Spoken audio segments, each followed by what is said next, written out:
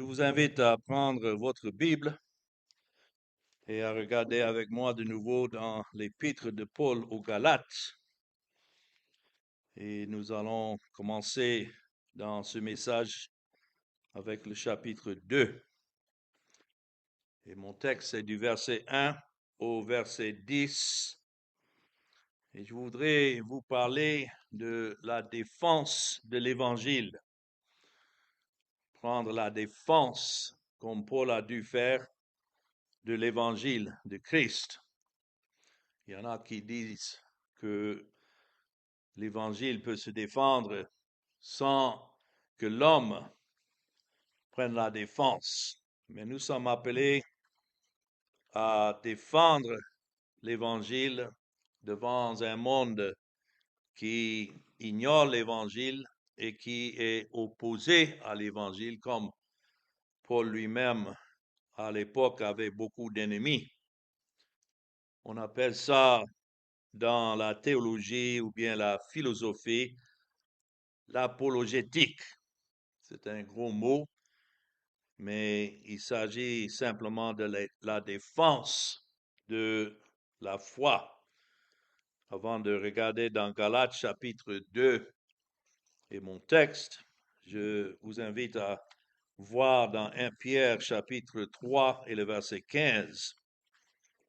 Ici, c'est un verset classique qui parle de la nécessité de défendre la foi. Et surtout quand les gens nous posent la question. Donc ici, la défense de l'Évangile n'est pas simplement quelque chose que Paul lui-même a dû faire, mais nous-mêmes, comme c'est écrit dans 1 Pierre 3 et le verset 15, sanctifiez dans vos cœurs Christ le Seigneur. Et le mot sanctifier veut dire glorifier le nom du Seigneur dans nos cœurs. C'est là où l'Esprit révèle Christ dans nos cœurs. Et notons, étant toujours prêt à vous défendre avec douceur et respect devant quiconque vous demande raison de l'espérance qui est en vous.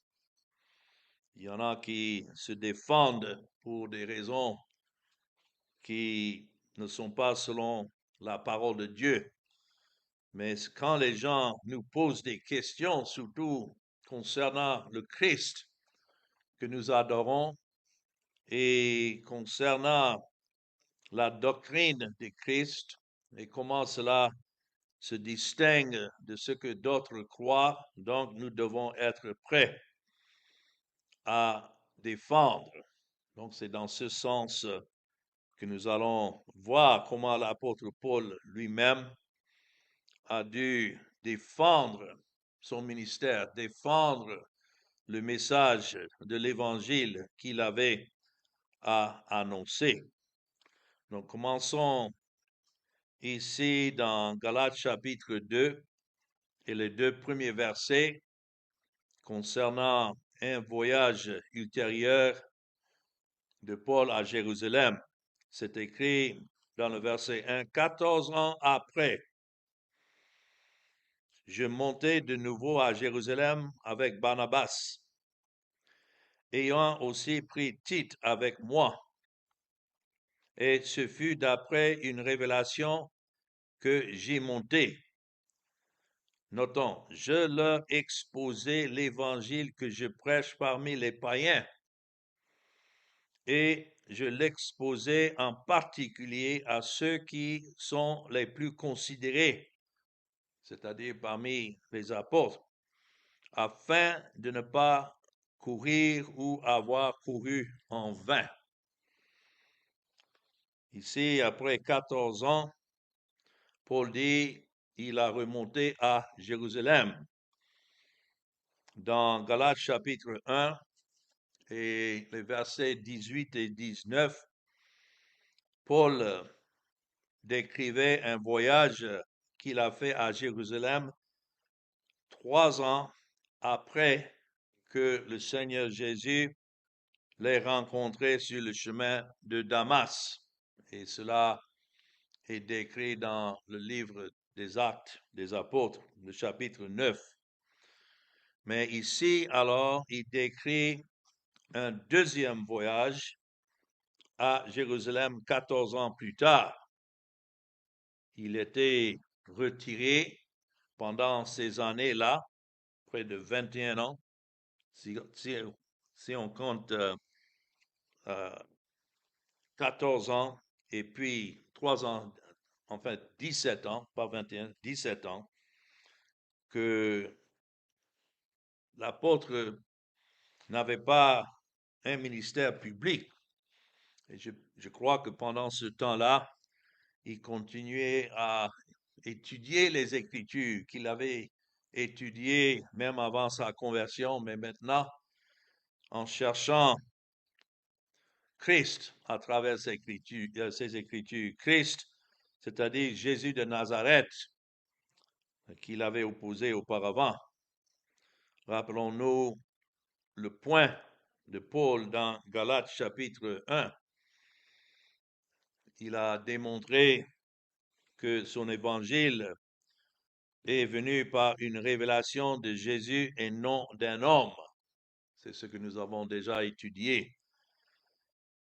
Ni même des apôtres de Jérusalem. Aucun apôtre à Jérusalem ne pouvait dire qu'il était la raison pour laquelle Paul s'est converti.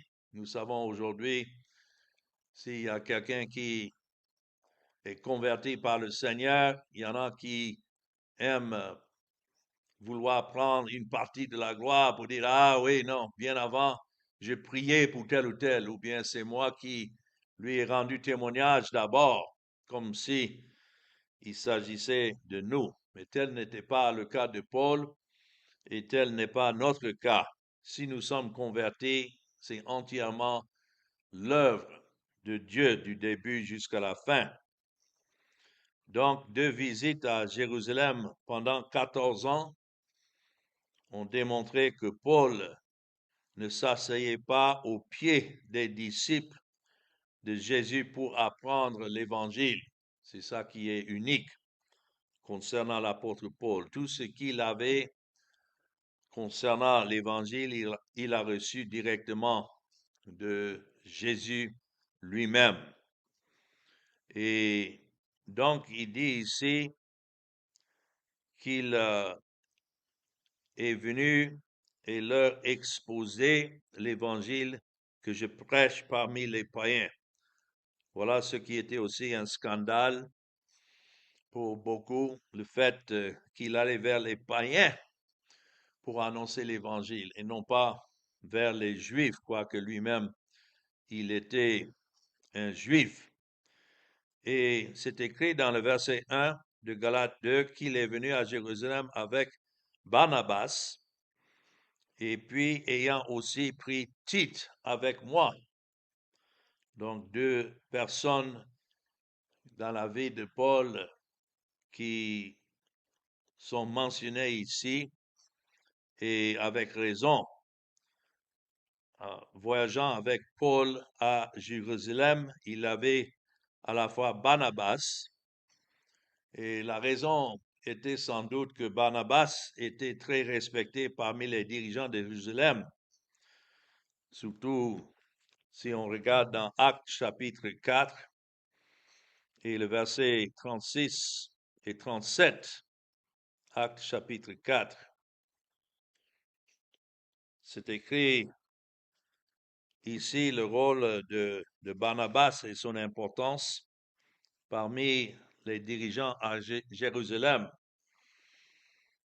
C'est écrit Joseph, surnommé par les apôtres Barnabas, ce qui signifie fils d'exhortation, lévite originaire de Chypre, vendit un champ qu'il possédait, apporta l'argent et il le déposa aux pieds des apôtres.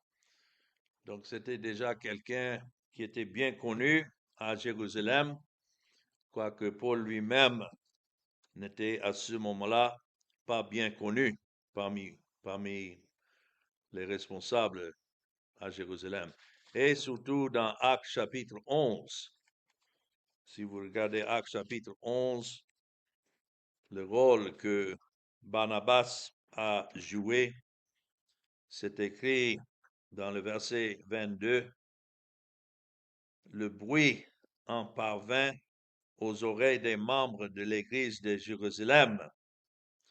Quel bruit qui est arrivé jusque-là.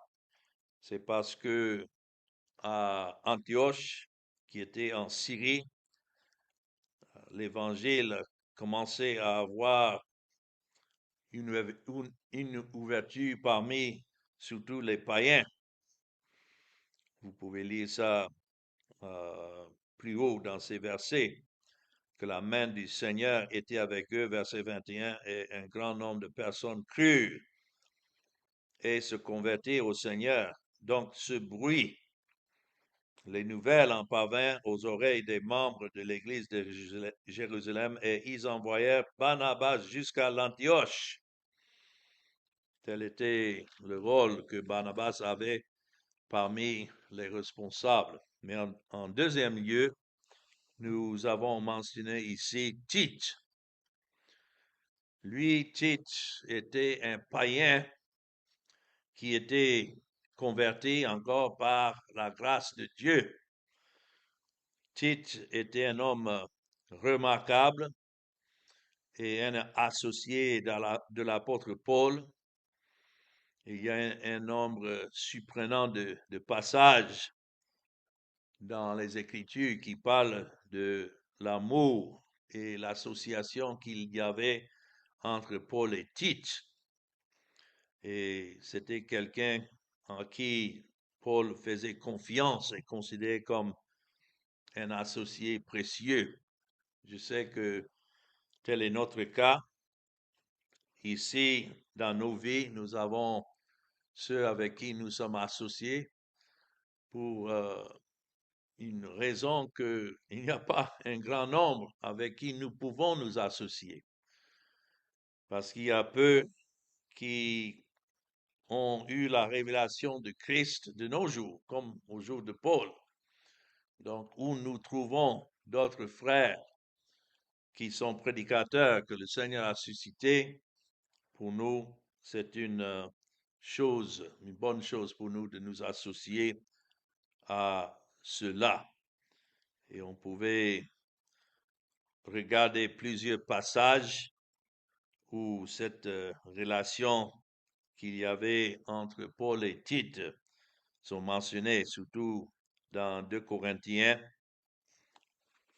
Voyons quelques-unes de ces références. 2 Corinthiens et le chapitre 2 et le verset 13, par exemple. 2 Corinthiens, chapitre 2, le verset 13. Paul dit ici, dans le verset 12 surtout, au reste, lorsque je fus arrivé à Troas pour l'évangile de Christ, quoique le Seigneur m'eût ouvert une porte, je n'eus point de repos d'esprit parce que je ne trouvais pas Tite, mon frère. Donc, il le considérait non seulement comme un fils spirituel dans le Seigneur, mais son frère. C'est pourquoi, ayant pris congé d'eux, je partis pour la Macédoine. Lorsque Paul était chassé de Corinthe, il avait laissé là pour les nouveaux convertis Tite et Timothée. Et au moment où il écrit maintenant aux Corinthiens, il avait envie d'avoir de ces nouvelles, de leurs nouvelles. Et il avait le souci qu'il portait bien. C'est pas comme de nos jours où nous avons email ou bien nous avons nos téléphones où on peut facilement texter et puis avoir des nouvelles. Rappelons-nous que le courrier au temps de Paul passait de main en main. Et donc, ça nous montre quand même la relation qu'il y avait entre Paul et Tite, surtout dans le ministère. Mais il dit ici, dans mon texte revenant dans Galates chapitre 2, qu'il est remonté à Jérusalem par révélation, selon la direction du Seigneur. Et voilà encore une bonne chose, que nous ne nous précipitons pas pour accomplir quoi que ce soit, si ce n'est le Seigneur lui-même qui nous dirige et qui nous envoie. Donc, nous devons être toujours sensibles à ce que le Seigneur indique. Ce n'est pas par une voix orale que nous allons entendre la voix du Seigneur, mais en priant et en demandant au Seigneur la sagesse. C'est ainsi qu'il nous dirige. Si c'était à moi-même, je n'allais jamais quitter l'Afrique. J'avais l'intention d'y rester et de passer ma vie là et même de mourir là-bas. Mais le Seigneur a ordonné autrement à travers des circonstances qui m'ont emmené dans cette ville que je ne connaissais pas du tout, Shreveport. Et cela, il y a près de 28 ans maintenant, je suis ici. C'est selon la direction du Seigneur. Et je peux dire que chacun de vous, en tant que prédicateur, vous êtes exactement là où le Seigneur vous a placé. Et donc, c'est selon sa direction, selon ce qu'il ordonne, qu'il nous déplace. Donc, c'est ce que Paul dit ici dans le verset 2. Après 14 ans, c'est maintenant qu'il est arrivé à monter à Jérusalem. Donc, il est allé sous la direction expresse de Dieu. Il n'est pas allé parce que quelqu'un l'a appelé à venir, même jusqu'à ce temps-là, pendant 14 ans, beaucoup se méfiaient de Paul. On n'allait pas l'inviter parce qu'il n'était pas sûr réellement de s'il il était véritablement converti ou non. Parce qu'il faut rappeler que c'est lui qui allait de ville en ville persécuter et mettre en prison ceux qui s'identifient avec cette foi de Christ. Donc, pendant ce temps, le Seigneur était en train d'enseigner Paul à part, euh, le contact avec d'autres, et au moment ordonné par Dieu, c'est là qu'il est allé.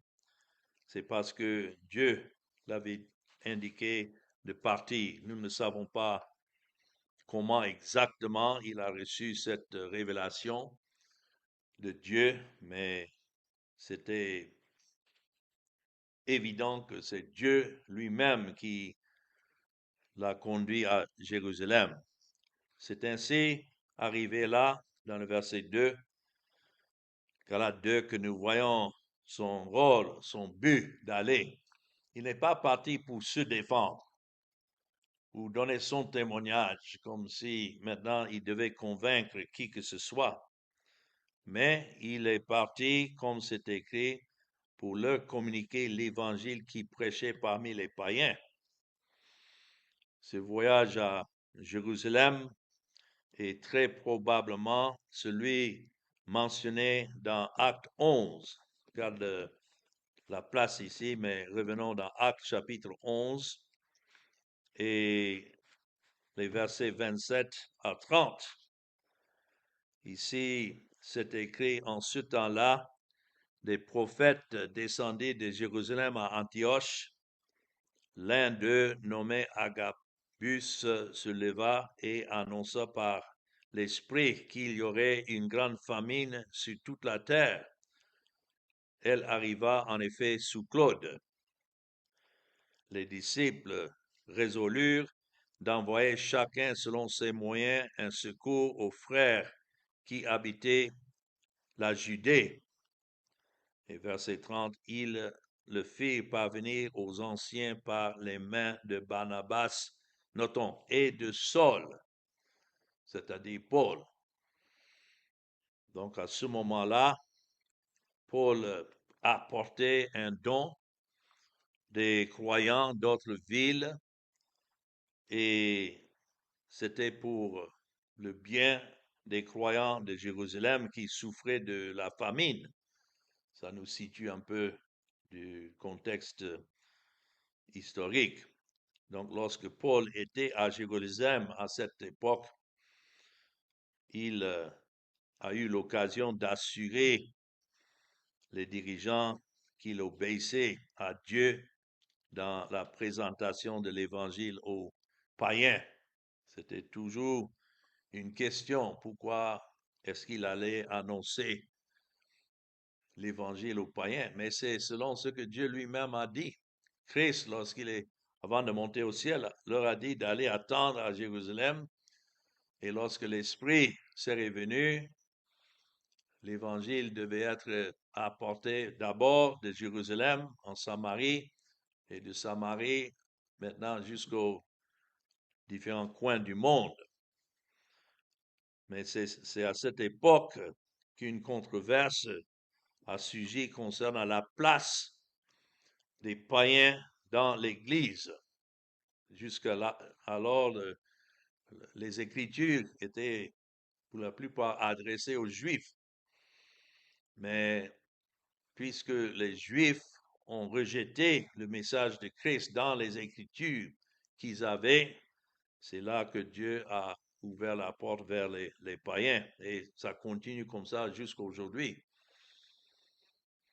Que la nation juive, ceux qui sont des Juifs selon la chair, continuent à rejeter Christ comme le Messie.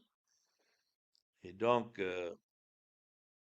Dieu a utilisé Pierre pour accueillir les païens dans l'Église, surtout selon Acte 10, qui peut oublier cette vision, cette révélation que Dieu a donnée à Pierre d'aller annoncer le message de Christ dans la maison d'un certain Corneille et comment Pierre avait résisté au début, mais en fin de compte a réalisé que non, même parmi les païens, Dieu avait ses élus, parce que les Juifs n'avaient pas l'habitude de fréquenter les païens, les Juifs à part, les païens à part. Et c'est ce que Pierre avait dit au début, qu'il n'avait jamais mis pied dans la maison d'un païen jusqu'à ce moment-là. Mais Dieu lui a dit que ce qu'il a appelé pur, il ne faut pas que Pierre considère comme impur. Donc tout a pris son départ de là. Ça nous montre un peu le conflit qu'il y avait à cette époque. Mais certains croyants d'origine juive ont dit que les païens pourraient en effet être sauvés s'ils se faisaient d'abord juifs. Voilà comment les choses ont évolué. Ils ont accepté que, oui, les païens pouvaient faire partie de l'Église, mais qu'ils devaient se soumettre à la loi de Moïse. Et donc, on voit encore une perversion de l'Évangile, parce que l'Évangile de Christ, l'Évangile que Paul avait à défendre, est un évangile de grâce, gratuitement donné à cause de Christ à quiconque croit, c'est-à-dire ceux à qui Dieu lui-même donne cette croyance. Et voilà la nature de l'homme de vouloir toujours mettre des conditions, placer des conditions, et en se faisant ajouter à l'évangile. Leur idée était que le salut en Jésus était réservé d'abord au peuple juif. Et c'est comme ça, beaucoup raisonnent même aujourd'hui. Ils pensent que le peuple juif reste toujours le peuple favorisé de Dieu, mais tel n'est pas le cas, que le véritable Israël consiste en tous ceux, juifs ou grecs, que Christ a rachetés par son sang et que le Père lui avait donné avant la fondation du monde. Mais la pensée était que le peuple juif était en fait le véritable peuple de Dieu et que les païens alors devaient devenir juifs avant de pouvoir devenir chrétiens. Mais nous savons que tel n'est pas le cas. Mais c'est pour ça, revenant dans Galates chapitre 2, que Paul devait non se défendre lui-même, mais défendre l'évangile. C'est comme ça c'est écrit. Je leur exposais l'évangile que je prêche parmi les païens. Et je l'ai exposé en particulier à ceux qui sont les plus considérés, c'est-à-dire les dirigeants, afin de ne pas courir ou avoir couru en vain. Ici, sachant qu'il y avait cette controverse qui existait, alors Paul a trouvé bien d'utiliser ce moment où il avait apporté ses dons pour les croyants de Jérusalem et trouvait bon à ce moment-là d'expliquer, surtout aux dirigeants de l'église de Jérusalem. Et certainement, ceux-là voulaient aussi savoir. Rappelons-nous qu'ils n'avaient pas consulté cela dès le début. Donc, c'était aussi pour une occasion pour eux de mieux connaître l'apôtre Paul. Donc, c'était le moment idéal. Et c'est comme ça Dieu œuvre dans sa providence pour que son œuvre puisse prospérer. C'était le moment idéal pour leur dire. Et donc, Paul a communiqué l'évangile, expliqué. Ça, c'est sa défense de l'évangile qui prêchait parmi les nations. En privé, il a fait ça, et envers ceux qui avaient une réputation ou bien qui étaient connus comme les dirigeants de l'Église. Paul savait qu'il avait le véritable évangile et il savait que c'est Dieu qui l'avait suscité pour annoncer cet évangile. Donc aucun homme ne pouvait le détourner de ce qu'il prêchait. Mais peut-être qu'il y avait certains de ses responsables qui ne comprenaient pas bien le rôle de Paul, qu'il a dû s'expliquer davantage, mais il a fait en privé. C'est ça l'idée que nous avons ici. Il n'a pas ouvert un débat public à ce sujet. Mais s'il y avait une confrontation à faire, Paul l'a fait en privé à ceux qui avaient ils étaient les plus considérés, comme c'est écrit là, et n'a pas voulu embarrasser qui que ce soit à ce sujet. Je crois que ça démontre l'amour que nous devons avoir, surtout envers certains qui se disent dirigeants, responsables d'Église, mais qui ne comprennent pas le message de l'Évangile que Dieu nous a donné à annoncer. Notre but n'est pas de les embarrasser publiquement, mais de les exhorter, priant que de la même manière que Dieu nous a accordé la repentance pour savoir le message de Christ et l'annoncer que si eux aussi, ils appartiennent au Seigneur, qu'ils allaient agréer et qu'ils allaient vouloir s'associer avec nous dans l'Évangile. C'est la seule manière qu'il peut avoir une association.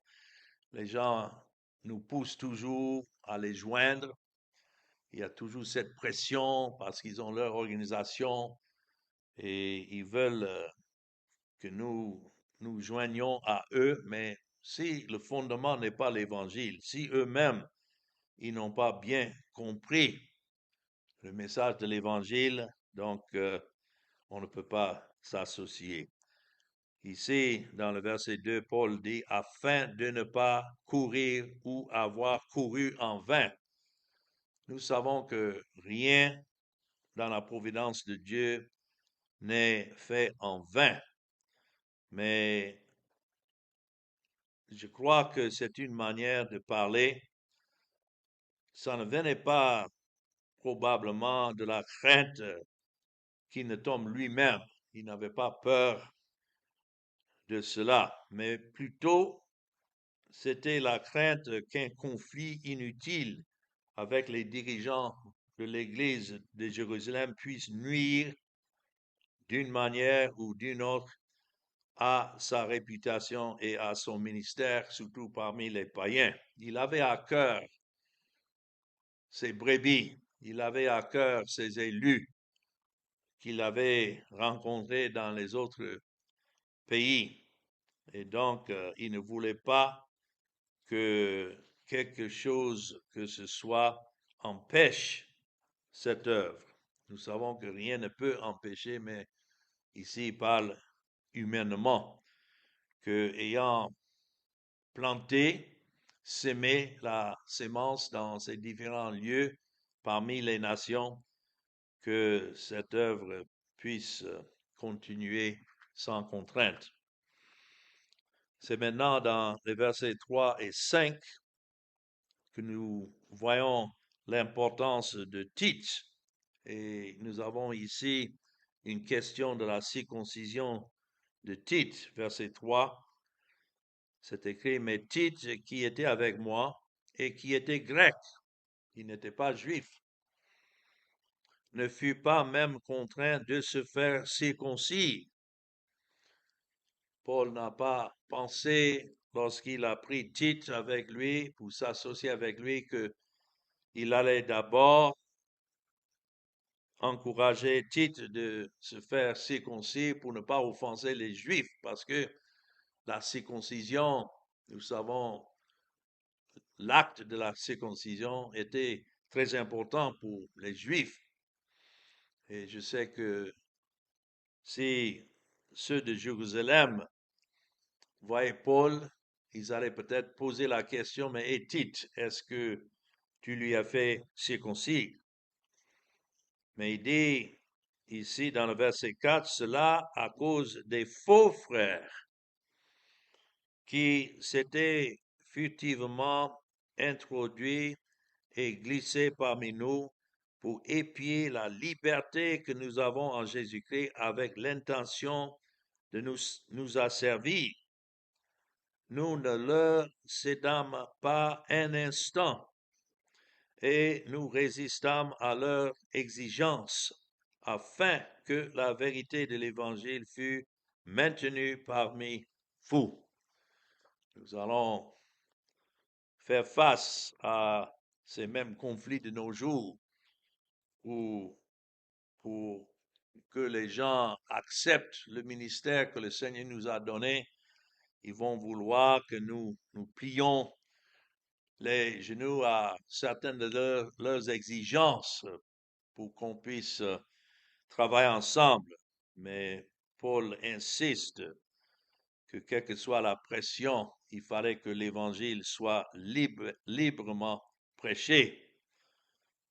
Donc c'est pourquoi il fait mention ici de Tite, que même Tite qui était avec lui étant grec n'était pas obligé de se faire circoncire.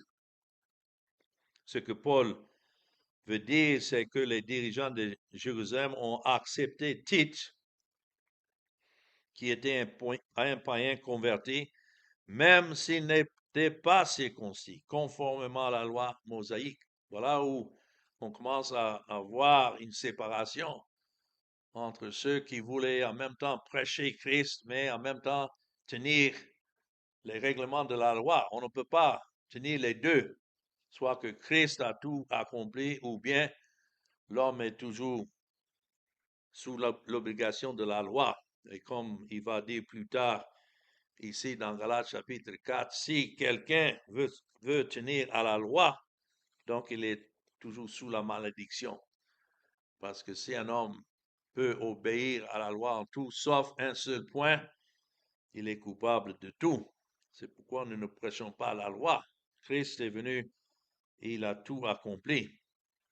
Mais ce fait que les responsables de l'Église de Jérusalem ont accepté Tite même dans un état étant non circoncis, cela prouve que ceux-là aussi avaient déjà accepté l'évangile de la grâce tel que Paul le communiquait.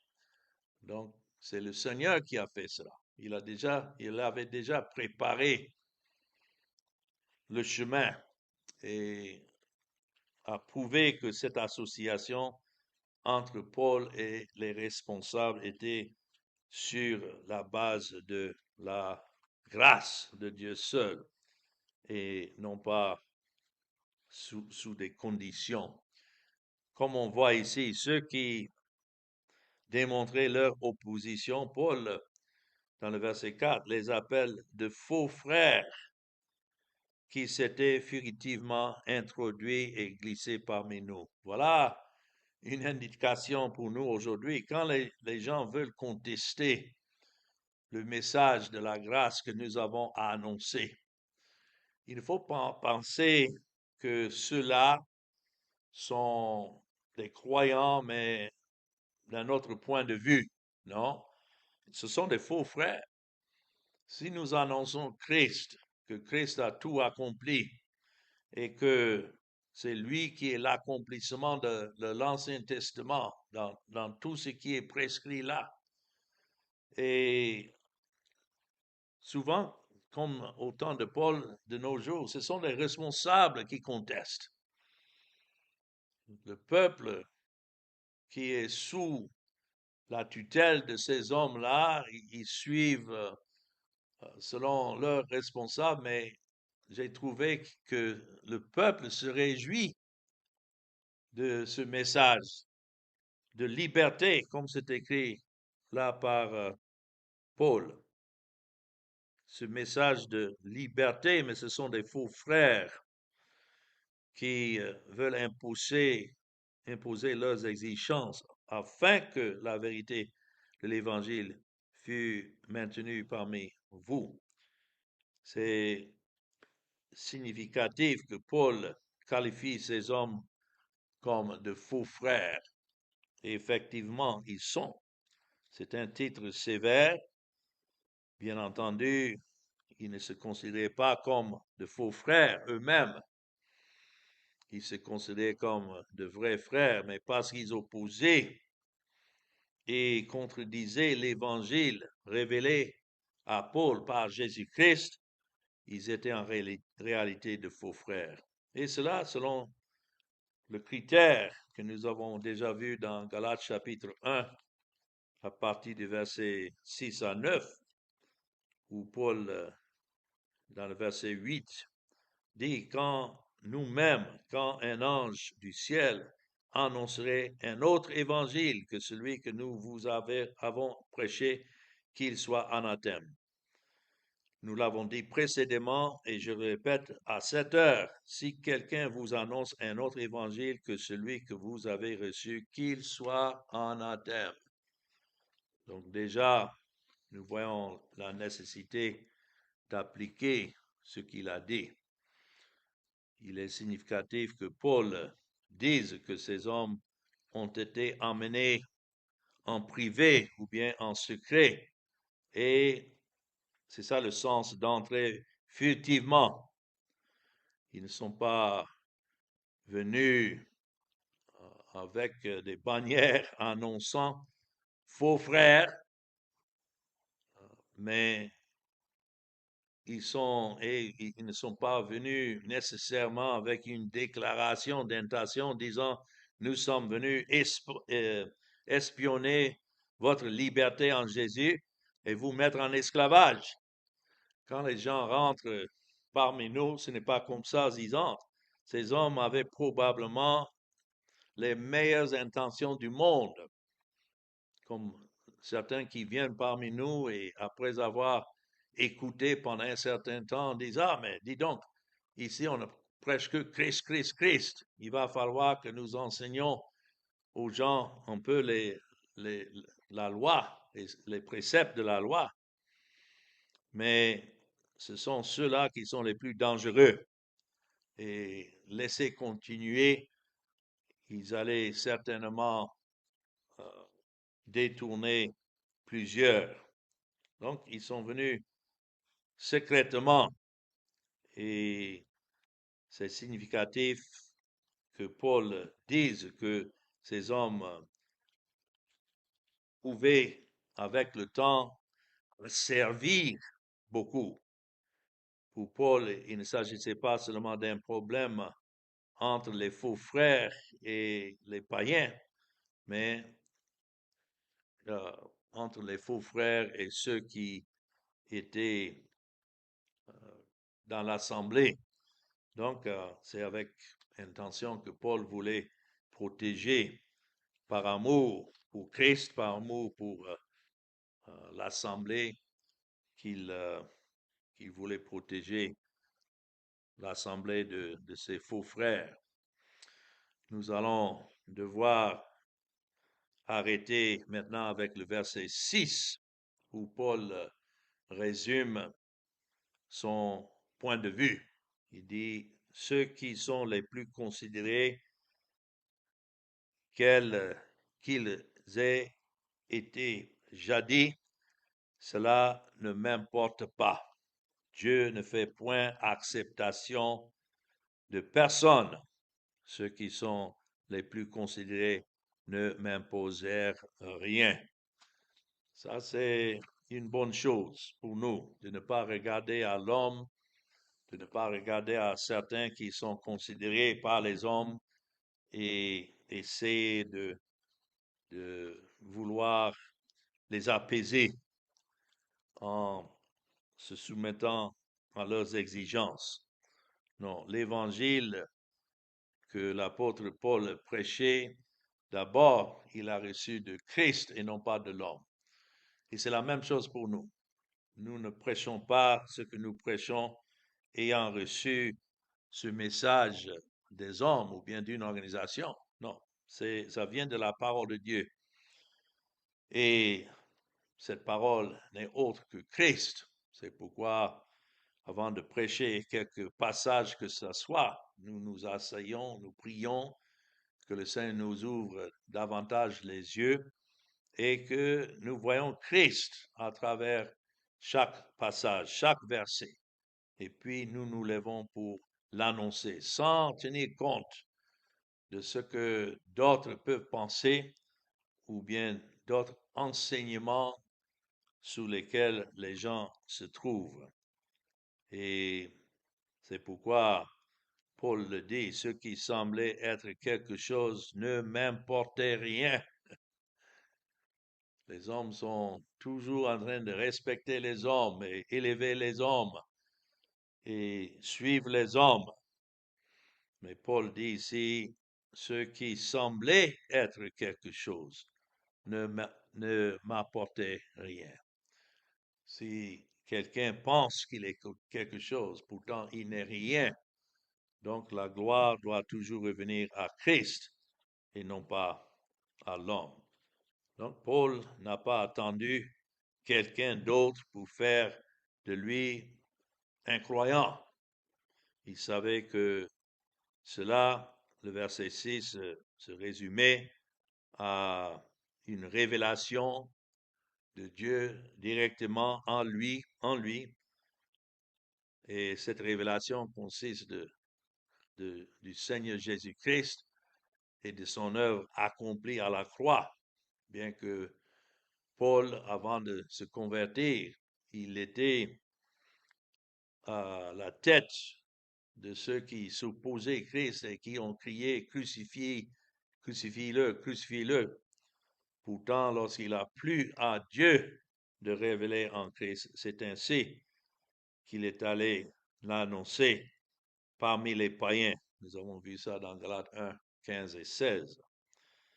Et donc, c'est pour dire que sa foi ne se reposait pas sur ce que les autres faisaient pour lui. Et tel est notre témoignage. Si effectivement nous prêchons Christ, notre défense de cet évangile, c'est que c'est Christ lui-même qui nous a enseigné. Nous l'aimons parce qu'il nous a aimés le premier. Donc, les paroles de Paul ne sont ni un déni, ni une marque de manque de respect envers d'autres, mais il indique simplement que pour lui, bien qu'il n'était pas nécessairement accepté comme apôtre de Jésus-Christ à cette époque, et il disait simplement qu'il n'était pas intimidé par leur personne qui se glorifiait étant des faux enseignants. Et nous non plus, nous ne devons pas être intimidés. Il y en a qui veulent nous intimider. Ils disent, ah, mais nous avons les, les appellations de docteur ou bien de révérend et tout cela. Mais devant Dieu, ça c'est rien. En fait, c'est une opposition à Christ lui-même, parce que c'est Christ seul qui doit recevoir toute la gloire. Donc nous avons arrêté là, nous allons arrêter et nous arrêter, et puis reprendre la prochaine fois à partir du verset 7, où nous voyons comment les dirigeants de l'église de Jérusalem ont approuvé, se sont associés avec le message de Paul. Et cela parce que c'est Dieu qui a donné cette unité dans l'évangile, où nous trouvons d'autres que Dieu a déjà enseigné dans cet évangile. Je dois dire que cette unité est pure et faite. Et nous réjouissons là où Dieu nous donne cette unité. Amen.